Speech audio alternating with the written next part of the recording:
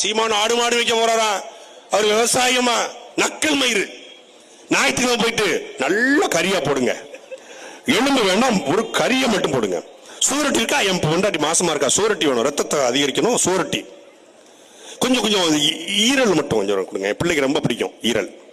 கொஞ்சம் இந்த மாங்காய், இந்த குடல், இந்த குந்தாணி அதெல்லாம் வைங்க, அதெல்லாம் கொஞ்சம் வைங்க. கொஞ்சம் தனிக்கறி ஒரு 1.5 கிலோ, எலும்பு கறி ஒரு 1/2 கிலோ, சூப் வச்சு நல்லா நெஞ்சு சளியை போக்கணும்.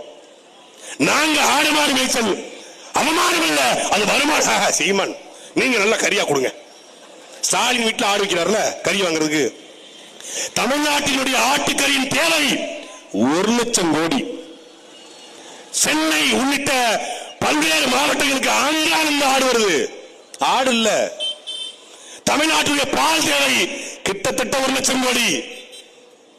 பால், வெண்ணெய், நெய், பட்டரு, பன்னீர் எல்லாம் வேணும். நல்ல கெட்டி தயிரா போட்டாதான் நல்ல வெங்காயம் வச்சு சாப்பிட நல்லா இருக்கும்.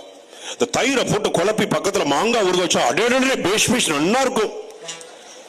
தயிர் என்ன மயிர் வந்து வருமா?